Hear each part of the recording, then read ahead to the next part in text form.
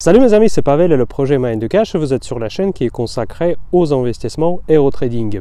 Je suis désolé pour ma disparition cette semaine. C'est malheureusement faute de ma santé parce que j'étais complètement KO.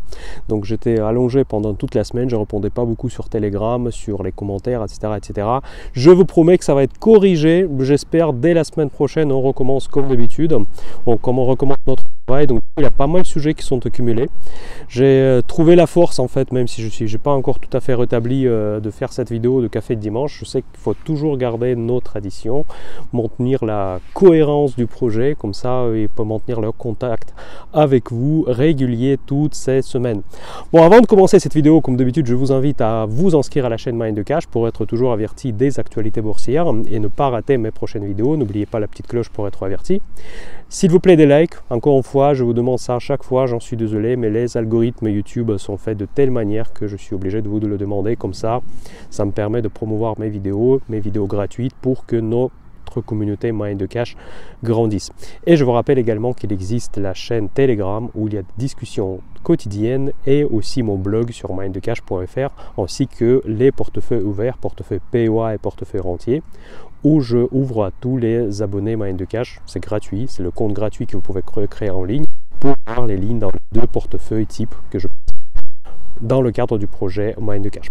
Voilà, les cafés de dimanche, ceux qui sont nouveaux sur la chaîne, je vous présente rapidement le format de ces vidéos. En fait, ce sont des vidéos qui sont consacrées sur la macroéconomie pour comprendre les tendances de fond. Pas nécessairement que la macroéconomie, on parle surtout maintenant beaucoup de la géopolitique, mais on parle des sujets globaux en fait, parce que le projet Mind Cash se base sur 3 piliers, comme vous le savez. C'est l'analyse macroéconomique, c'est l'analyse fondamentale et l'analyse technique. Donc là, on se concentre lors des cafés de dimanche sur l'analyse macroéconomique. Et voici sont les sujets de notre analyse d'aujourd'hui. Donc on va parler bien évidemment de la guerre en Ukraine. Encore une fois, je suis désolé, on est obligé de partir de la géopolitique. Il y a beaucoup d'événements qui ont eu lieu cette semaine et vont encore avoir lieu pour les prochains jours. Et on va parler rapidement de l'inflation, de la BCE, etc. Je vais vous présenter 3 scénarios d'évolution possible selon moi, encore une fois, l'évolution macroéconomique possible qui a l'impact évidemment surtout sur la reprise, sur la croissance, sur l'inflation, sur tout ce qu'on parle. Donc en fait, tous les sujets sont liés. On ne peut pas ignorer un sujet parce qu'il fait partie intégrante de l'image économique globale. Et aussi, à la fin de cette vidéo, j'aurai encore du motivation, de la force, parce que je suis quand même assez pas en forme encore. Je vais vous parler de quelques opportunités que je vois actuellement sur les marchés. Voilà, nous commençons. Donc là, je suis un petit peu à l'extérieur parce que je voulais quand même un peu profiter de ce beau week-end. Franchement, je suis dans la Haute-Savoie et je voudrais profiter de ce beau jour. En fait, là, je suis pas mal couvert, mais surtout parce que je me protège davantage par rapport au vent qui s'est levé, parce que bon, là je suis assez quand même fragile par rapport après avoir été malade toute la semaine, mais il fait super beau, il fait plus de 20 degrés. J'espère que dans votre région c'est pareil. Si vous êtes dans le sud, j'imagine que c'est le cas. Dans le nord, je ne sais pas trop, je vais pas regarder les météos. Voilà, on va commencer tout de suite. Donc le premier sujet, bon, encore une fois la géopolitique. Bon, je sais pas où sont toutes ces personnes qui m'ont laissé des commentaires sur le fait que j'avais tort, que la Russie va perdre, etc. C'était toujours dès le premier jour, je vous disais sur cette chaîne là, vous pouvez aller voir mes premières vidéos quand la guerre s'est déclenchée, où j'étais complètement déçu, j'étais même presque en micro-dépression on va dire, parce que je m'attendais pas tellement de ces événements, parce que vous savez que je suis d'origine russe, ça me touche particulièrement, et donc cette honte que nous avons vécue, quasiment tous les citoyens russes ont vécu, je l'ai exprimé sur la chaîne, et c'est dommage, et dès le début je disais que rien n'est gagné pour Vladimir Poutine, malgré que son armée paraissait, comme on le voit maintenant, largement plus forte que l'armée ukrainienne. Et donc finalement on voit ce qui se passe actuellement, donc c'est quasiment la défaite. Donc là je vous ai dit, il y a 15 jours dans le café de dimanche, je vous ai parlé que la fête de 9 mai en Russie elle est très très importante, et donc avant 9 mai Poutine devra délivrer quelque chose à ses citoyens qui sont énormément affectés par la propagande. Il faut que la propagande propose des résultats en termes de cette opération spéciale militaire comme il l'appelle, mais pour l'instant il n'y a aucun résultat, et donc je m'attendais largement à l'escalade des tensions militaires. Bon, on ne peut même pas imaginer où on peut escalader encore plus. Mais pour le moment, il n'y a rien qui se passe. Et pourquoi rien qui se passe? Tout simplement parce que j'ai l'impression que même pour lancer cette dernière offensive, la Russie, elle a du mal. Parce qu'il y a énormément de bruit. Je suis de très près ce qui se passe là-bas. Donc vous pouvez le comprendre que moi, je parle parfaitement russe. Donc du coup, je suis les chaînes qui exposent les différentes opinions. Et c'est même pas vraiment des rumeurs, mais c'est presque même des choses que, évidemment, l'État ne confirme pas. Mais il ne confirme rien du tout, sauf ceux qui les arrangent. C'est que les dirigeants, les hauts dirigeants de l'armée russe, hauts dirigeants de la FSB, ça c'est les services secrets russes, ont été déjà emprisonnés. Poutine elle est en colère, et surtout après que le navire principal, le flagship de la flotte russe dans la mer Noire, il a été abattu par les missiles ukrainiens. Là, c'est quelque chose qu'il ne pourrait pas admettre. Je vais vous juste dire une petite histoire, parce que l'armée russe était toujours en symbole de la présidence de Vladimir Poutine. Donc pendant 20 ans, toute la propagande, on va dire, formater les cerveaux des citoyens russes avec la puissance de l'armée, et il montrait ce qu'on appelle parfois les dessins animés militaires, comme quoi les armes sont super modernes, comme quoi elles sont prêtes à attaquer même les États-Unis, et ils ont toutes les chances de gagner contre. Et souvent, ce bateau qui a coulé, c'est ce bateau qui était dans les premiers rangs, on va dire, de ces présentations propagandistes.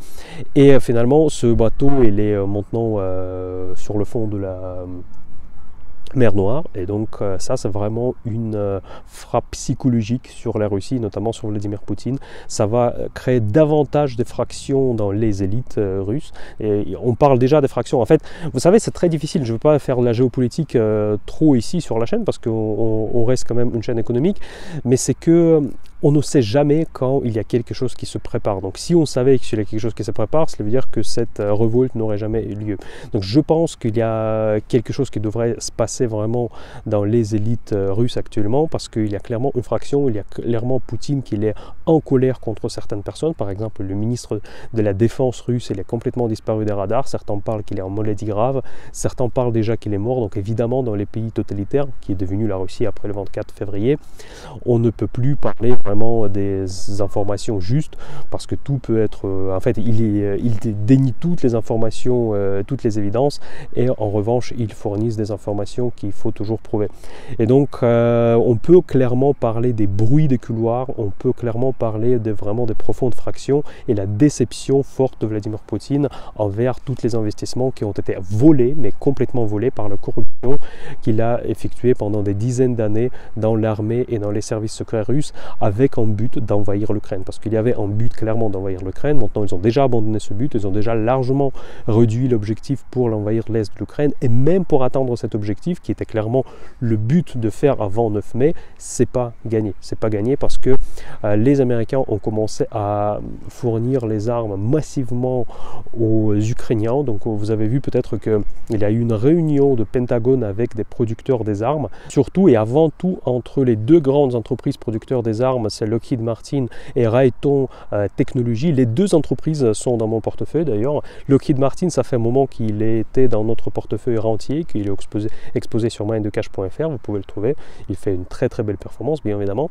Et donc là, j'ai largement augmenté mon exposition sur les valeurs de la défense. Donc, là, je n'ai communiqué évidemment dans mes vidéos sur ma chaîne, donc vous le savez parfaitement que c'était un de mes secteurs de prédilection depuis un certain temps. Voilà, et donc les États-Unis ont augmenté les livraisons des armes, parce que maintenant même la diplomatie européenne, il dit que la victoire doit être atteinte sur le champ de bataille et pas dans la diplomatie. Donc on peut parler de la fin de la diplomatie entre l'Europe et la Russie. Et notamment la Chine. La Chine, c'est aussi un point très, très important, parce que tout le monde pensait que la Chine allait soutenir la Russie. Et la Russie, elle annonce que la Chine elle le fait, tandis que c'est pas vraiment le cas. En fait, ce qui s'est passé réellement, donc j'ai pas mal investigué ce sujet le temps que j'étais un peu malade, j'ai eu le temps pour lire un peu les articles. Apparemment, ce qui s'est passé, c'est que Vladimir Poutine elle a promis à Xi Jinping, là qu'on s'est rendu en Chine avant les Jeux Olympiques, que la victoire sera rapide, donc ce qu'il a promis visiblement, je pense aussi à ses citoyens, entre guillemets, et surtout que l'invasion sera limitée par l'est de l'Ukraine. Donc en gros, Vladimir Poutine il a menti aux Chinois par rapport à l'ampleur de cette opération militaire, comme on l'appelle. Et donc les Chinois sont très sensibles aux mensonges, donc au niveau diplomatique, et maintenant je ne pense pas qu'il y aura un soutien suffisant pour la Russie de la part de la Chine. Donc je pense que Vladimir Poutine, clairement, politiquement, c'est un cadavre. Donc il a perdu sur tous les fronts, il n'a aucun allié. Donc la Chine a confirmé, parce que la Chine, c'est un pays très fermé, donc ils ne vont pas annoncer immédiatement qu'on ne va pas soutenir Vladimir Poutine. En revanche, il y a eu des contacts avec les Américains et c'est peut-être une coïncidence, je ne dis pas, mais c'est probablement qu'après le contact avec les Chinois, Vladimir Biden a prononcé cette fameuse phrase que cet homme ne peut pas rester au pouvoir. Il parlait évidemment de Vladimir Poutine. Probablement, c'était quelque chose qui a été discuté avec Xi Jinping quand ils ont eu les contacts par rapport à la crise ukrainienne. Voilà, maintenant, je vois 3 scénarios de déroulement de ces événements. Le premier scénario, que Vladimir Poutine, il craque, tout simplement. Il fait, comme on dit, en bourse en tilt et il va commencer à faire n'importe quoi. Il va commencer à utiliser les armes interdites, notamment les armes nucléaires. Donc, il va appuyer le fameux bouton rouge, si vous voulez. Donc ça, c'est quelque chose que tout le monde a peur. Mais pour moi, ce scénario, il est quand même relativement peu probable. Donc là, je ne vois pas énormément de probabilité. Bon, j'espère que je ne me trompe pas, parce qu'en fait, la dernière fois, quand je vous disais que je ne m'attends pas à la guerre en Ukraine, je me suis trompé. Par contre, je me suis, on va dire, corrigé depuis le début du conflit, où j'étais largement en raison sur pas mal de points. Mais pour le moment, en tout cas, je n'ai pas trouvé aucune confirmation qu'il y a une quelconque préparation à l'utilisation des armes vraiment de destruction massive. Et évidemment, il y a des services de renseignement qui le surveillent. Après, pour les lancer, il faut aussi avoir un certain travail de préparation. Il y a évidemment les fuites, sachant à quel point le système de Vladimir Poutine est corrompu, je pense que les Américains le sauraient déjà. Donc je ne pense pas qu'il y a vraiment une véritable alerte, en tout cas à ce stade. Pour moi, ce scénario, pour le moment, je ne le considère pas, heureusement, comme un scénario de base. Le deuxième scénario, que ce Poutine essaye d'attendre la guerre, la victoire sur l'Ukraine, quoi qu'il en coûte. Ça, par contre, c'est très très probable, et ça serait très russe, soviétique. Donc c'est-à-dire que sans compter le nombre de morts, civils on ne parle même pas, même les militaires, il va essayer de faire une offensive complètement désastreuse, lancer vraiment des centaines, dizaines de milliers de gens dans la guerre. Peut-être annoncer la mobilisation. Mobilisation, ça va être très compliqué à annoncer en Russie parce que, évidemment, être pro-Poutine quand tu regardes la télé, la propagande, c'est une chose, mais aller se battre contre l'Ukraine, c'est toute une autre chose. Je ne pense pas que ça va se passer comme ça. Et donc, par contre, lancer une offensive vraiment, sacrifier des dizaines de milliers de soldats pour atteindre son objectif militaire, je pense que ça, c'est le scénario le plus probable. Son objectif militaire, on va dire, déjà largement réduit sur l'est de l'Ukraine. Je pense que ça va être ça son objectif. En tout cas, c'est ça qu'il annonce actuellement. Et même là, il a quelques difficultés. Mais il y a aussi un troisième scénario, que le Vladimir Poutine soit renversé, tout simplement. Donc après, encore une fois, on ne peut pas le savoir. Donc par définition, s'il y a quelque chose qui se prépare, quelque chose de sérieux, on le saura le moment quand ça arrive. Donc c'est normal, parce que si nous on le savait avec vous, comme ça, les personnes qui manipulent les sources ouvertes, cette révolution n'aura jamais lieu. Ce troisième point, il est fortement lié au deuxième, parce que par exemple, s'il ne réussit pas sa dernière offensive, ça peut arriver pareil, donc ça peut être la fin de sa gouvernance très rapide. Pour moi, je suis convaincu de mon côté que défaite de Vladimir Poutine, quoi qu'il en arrive, en Ukraine, c'est un synonyme de la fin de sa présidence.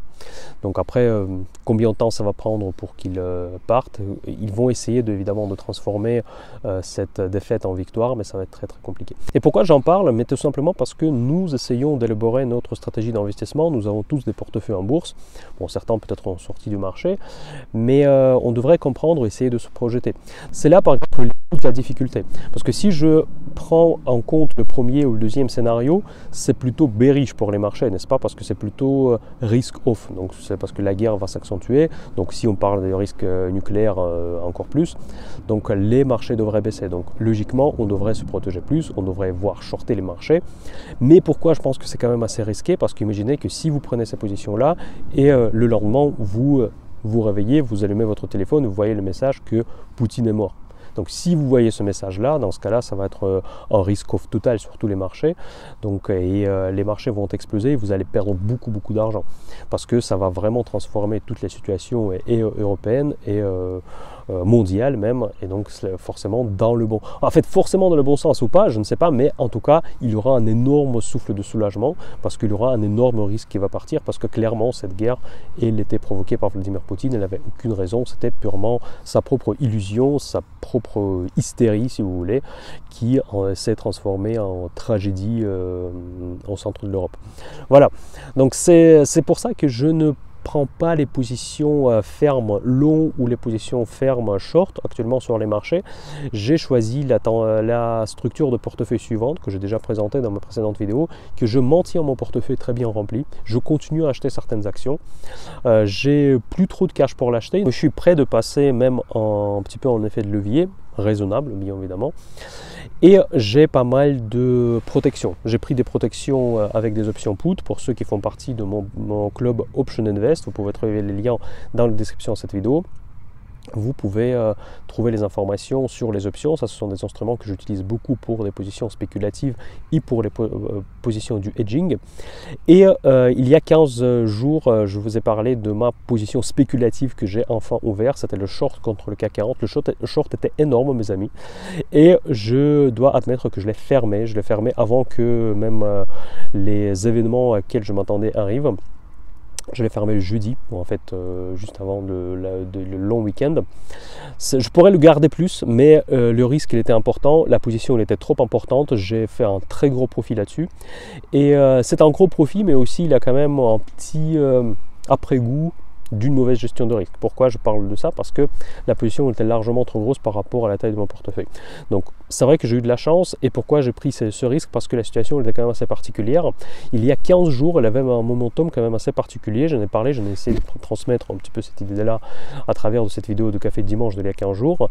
C'est que la macro elle était mauvaise, les fondamentaux il était mauvais, et aussi il y avait un momentum technique sur le CAC 40 à l'époque, donc parce qu'on a chuté, après on a rebondi, on a fait un retest, et maintenant on était prêt à repartir à la baisse. Donc en plus il y a eu déjà de premiers signaux techniques pour la rebaisse des marchés financiers. Donc du coup c'était vraiment un moment qui arrive pas si souvent que ça, mais bon, peut-être pour ceux qui font beaucoup de l'analyse technique comme moi je le fais pas, pour vous peut-être ça arrive plus souvent, mais pour moi ça, je les détecte pas si souvent que ça, ces événements.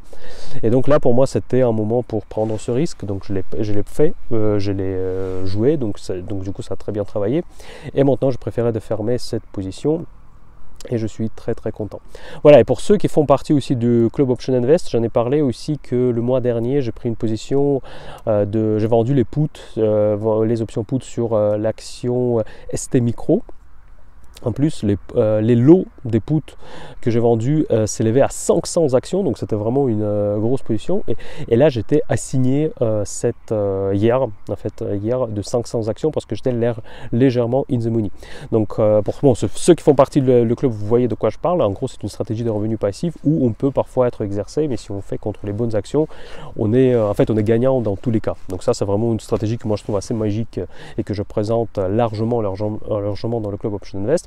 Et en gros, cette fois j'étais assigné, mais par contre contre un assez gros lot, parce qu'en fait 500 actions de ST Micro, c'est pas quelque chose que j'ai prévu d'avoir. C'est pas un gros problème, mais ça pourrait être un problème si mon portefeuille ne permettait pas d'accueillir une position comme ça. Mais en fait, pourquoi je vous en parle? Parce qu'il y avait aussi une autre erreur de gestion de mon portefeuille, c'est que quand j'étais malade, vous voyez, tout est lié dans le monde, j'ai perdu un petit peu cette... j'étais moins attentif que d'habitude, et donc du coup j'ai oublié de fermer cette position qui était largement gagnante le jour avant l'expiration de cette option, parce que j'étais très gagnant, parce qu'il était très proche au marché. Et dans mon plan, c'était exactement faire ça. Et donc, je vous en parle parce que le but de mes vidéos, c'est de partager mon expérience et aussi mes erreurs, parce que là, je ne me vends pas comme un super gourou qui sait tout faire. Il y en a beaucoup sur Internet, si vous voulez, vous pouvez les trouver assez facilement. Là, je vous parle de mes erreurs, en fait. Et là, c'était une erreur parce que je n'ai pas suivi mon propre process. Donc, en fait, je m'attendais de le faire, de clôturer avant. Je ne voulais pas me faire exercer. Et vu que j'étais malade, ce qui peut arriver avec tout le monde, malheureusement, je n'étais pas prêt, je n'ai pas fait mon job. Et du coup, je me suis retrouvé à signer. Maintenant, je suis à la merci de la réouverture des marchés la semaine prochaine et voir comment cette position qui va du coup faire... j'ai vendu en lot, parce que en lot était assez gros, donc de 500 actions. Je vais être à la merci des marchés pour voir où ST Micro bouge la semaine prochaine. Donc du coup, s'il y a une chute, je vais être un petit peu emmerdé. Voilà. Faites quand même attention que l'investissement, c'est pas juste choisir des actions, il y a un process, même si vous ne tradez pas, hein, même si vous investissez, parce que ces stratégies avec des options, ce sont des stratégies d'investissement. Le Club Option Invest, elle est justement fait dans l'esprit investisseur, parce que souvent on confond que les options, c'est uniquement pour les spéculateurs, pour ceux qui veulent faire les profits rapidement. On peut avoir des stratégies comme ça avec des options, c'est sûr, mais les stratégies que moi je présente dans le club sont adressées aux investisseurs classiques. Et donc c'est ça vraiment la point de distinction important pour mon club. Et c'est là-dessus que moi-même je fais une erreur. Donc, et quand vous implémentez ce type de stratégie, vous devez aussi être conscient que vous devez élaborer votre processus, comment vous allez gérer votre position jusqu'à l'expiration, jusqu'à vous toucher de l'argent ou bien vous perdez malheureusement de l'argent, ce qui peut arriver à tout le monde. Voilà, donc c'est juste un petit partage de connaissance de l'expérience surtout sur le trading en termes de trading. Ça peut arriver avec des options, ça peut arriver avec des options, tout ce que vous voulez. Voilà. Maintenant, le sujet que je voudrais évoquer aussi dans cette vidéo, c'est l'élection française. Donc là, on a eu le premier tour et j'aimerais bien poser la question dans les commentaires. Dites-moi, je me demande si on devrait faire un sondage au sein de la chaîne Mind the Cash par rapport aux candidats. Parce que moi, personnellement, ça m'intéresse pour connaître mieux la communauté Mind the Cash, pour qui nous on voterait au premier tour. La dernière fois, quand j'ai fait le sondage pareil, ça a rencontré un succès, on va dire, mitigé. Certains ont trouvé ça bien, certains ont trouvé ça inutile. Mais dites-moi dans les commentaires si vous pensez que c'est intéressant de connaître l'avis politique de la communauté. Évidemment, ça reste anonyme, donc c'est juste, c'est un peu comme les sondages, un peu comme les résultats de l'élection générale. Voilà, donc... les élections françaises, qu'est-ce que ça nous inspire? Quelles sont les conséquences? Mais ici, il y a un point quand même assez important qui revient à la crise ukrainienne. C'est vrai que généralement et malheureusement que les élections en France n'ont pas énormément d'influence sur les tendances des marchés généraux. Or, si jamais il y a des forces anticapitalistes ou les forces populistes qui gagnent, qui pour le moment n'a jamais eu lieu, en fait c'est toujours l'importance si les extrêmes gagnent ou si les extrêmes ne gagnent pas. Si les extrêmes ne gagnent pas, donc du coup les marchés s'en fichent. Donc cette fois c'est peut-être un petit peu particulier parce que Marine Le Pen, même s'il a pris ses distances avec Vladimir Poutine, comme un peu tous, parce que sinon c'est vrai que c'est très difficile de gagner les votes dans les pays occidentaux. Et, pourtant, elle maintient son discours de rétablissement de relations avec la Russie, ce qu'il dit, pas avec Vladimir Poutine, après la guerre. Donc est-ce que cela veut dire que rétablir des relations avec la Russie, quel que soit le président, même si Poutine reste au pouvoir, ça c'est une question grande ouverte. Mais en tout cas, elle est souvent vue comme une candidate pro-Poutine, ce qui est très difficile d'accepter actuellement. Donc si jamais elle gagne, et en plus elle est très fortement opposée aux sanctions sur les énergies en provenance de la Russie, a fait un phénomène très bearish pour le pétrole et très bearish pour le gaz, et un phénomène très positif du coup pour l'inflation, pour les risques majeurs que nous vivons qui impactent actuellement l'économie. Par contre, ça crée un risque énorme géopolitique, et donc après quel risque va contrebalancer si jamais Marine Le Pen gagne les élections? Donc je ne sais pas quel sera l'impact sur les énergies, je pense que ça va être une chute. Mais en revanche, je ne pense pas que les marchés d'actions vont l'apprécier beaucoup. Au contraire, ça va être un véritable risque off sur tous les marchés. Donc les marchés vont tout simplement chuter. Donc si Macron gagne, ça va dépendre des autres événements. S'il n'y a pas des actualités importantes sur l'Ukraine, bon, il y a tous les jours des actualités importantes, mais s'il n'y aura pas des actualités désastreuses sur l'Ukraine, dans ce cas-là, ça devrait être perçu comme une bonne nouvelle. Et dans ce cas-là, ça sera peut-être nous permettra de faire un petit rebond sur les marchés financiers parce qu'il y a quand même un enjeu, il y a quand même un risque que Marine Le Pen gagne, que en tout cas c'est vu comme un risque par les marchés financiers. Voilà, c'était un tout petit passage rapide sur les élections françaises. Maintenant, je vais vous parler un petit peu de l'inflation, parce qu'il y a eu une réunion de BCE. Donc, il y a Christine Lagarde qui a parlé. Donc, sur l'inflation, elle devient de plus en plus ferme. En fait, ils sont prêts de remonter les taux.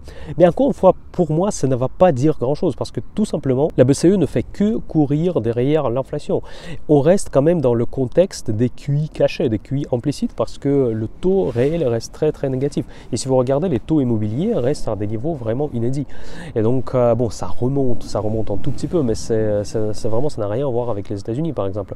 Ou d'ailleurs, ça devient vraiment très grave, ça commence à ressembler à la crise des subprimes parce que les taux immobiliers commencent à toucher 5%. Donc, vous imaginez, et n'oubliez pas que les Américains, ils empruntent à taux variable, et donc ça peut créer vraiment des dommages sur pas mal de secteurs. Donc, faites attention quand même sur les REIT américains, dans lesquels on investit aussi dans le portefeuille rentier. Je pense que je vais peut-être prendre quelques profits sur ces actions vu l'augmentation des taux. Et notamment, il y a des REIT qui sont exposés sur les mortgage-backed securities, sur les MBS, donc en fait qui investissent sur les dettes titrisées des Américains et donc où on peut avoir des problèmes. Je pense que la Fed va intervenir de toute façon, donc ça ne va pas créer des problèmes comme en 2008-2009 parce qu'on sait déjà comment remédier ce genre de problème. Pourtant, ça peut créer quand même quelques risques et je ne pense pas que le secteur immobilier aux États-Unis est le plus protecteur contre cette inflation. En Europe, on reste avec les taux super. Et je vais vous faire, comme j'ai promis, la vidéo sur l'immobilier. Je vais vous parler de mon avis. Je vais vous aussi annoncer quelques nouvelles. Vous imaginez, je garde le suspense. Et on va parler de tout ce qui peut se passer, quels sont les scénarios pour l'immobilier. Dites-moi dans les commentaires, encore une fois, si ça vous intéresse. Donc, parce que l'immobilier, ça a eu un succès mitigé sur ma chaîne. Pourtant, c'est une de mes compétences parce que j'ai commencé par l'investissement dans l'immobilier. Et j'espère que ce sujet immobilier vous intéresse également. Donc, pour moi, la BCE, il y a un non-news parce qu'il reste plus ou moins suivre l'inflation. Si l'inflation dérape, elles vont remonter les taux, ce qui est normal. Mais par contre, pour le moment, on reste dans les taux réels négatifs. Donc, du coup, implicitement, nous sommes dans le quantitative easing. On reste dans ce contexte de quantitative easing qui donne quand même un certain avantage au marché d'actions. Voilà, et en termes des opportunités concrètes sur les marchés, il y a deux actions qui m'intéressent actuellement et sur lesquelles je n'ai pas encore franchi le pas. C'est l'AMD. AMD, bon, tout le monde le connaît, c'est un des premiers semi-conducteurs au monde. Là, il a passé la barre de 100$, elle a enfoncé, elle a cassé ce support. Et pour l'instant, ça reste techniquement baissier, c'est pour ça que je n'ai pas encore ouvert la position, et heureusement, parce que j'ai fait un post sur Telegram sur AMD. Est-ce que c'est intéressant d'acheter? Il est à 98, là il est à 93 déjà, donc c'est déjà un plus intéressant. Et donc pour l'instant, ça reste baissier, techniquement, mais je suis presque prêt d'ouvrir une position de test et après la renforcer si la baisse continue, parce que c'est vraiment une action que je veux avoir dans le portefeuille, y compris comme une partie d'investissement dans le Metaverse. Ça fait partie évidemment d'une des sociétés qui vont bénéficier largement de la Metaverse.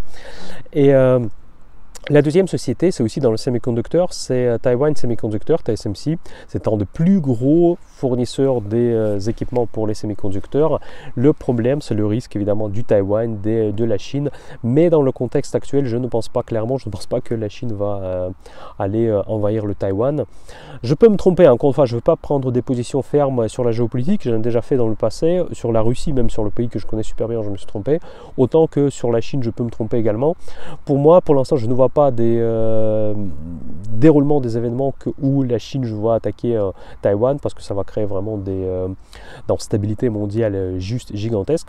Ça aurait pu avoir lieu si par exemple Poutine et la Russie rapidement en Ukraine sous le même, on va dire, dans le même ampleur, dans le même vent des guerres, en fait ils pourraient faire quelque chose pour rentrer en Taïwan. Mais vu que les événements ne se sont pas déroulés du tout de même manière, je ne pense pas que la Chine aujourd'hui elle est prête d'aller aussi loin pour commencer une nouvelle guerre, créer un nouveau risk-off, parce que n'oubliez pas toujours que la Chine elle bénéficie de la stabilité internationale.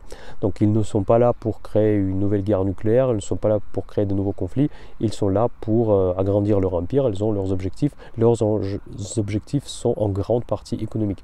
Et la Chine actuellement, elle crée un autre risque aussi, c'est par leur politique sur le Covid, l'acceptation de 0%, et donc ça crée encore plus les problèmes d'approvisionnement en termes des chaînes d'approvisionnement mondiales.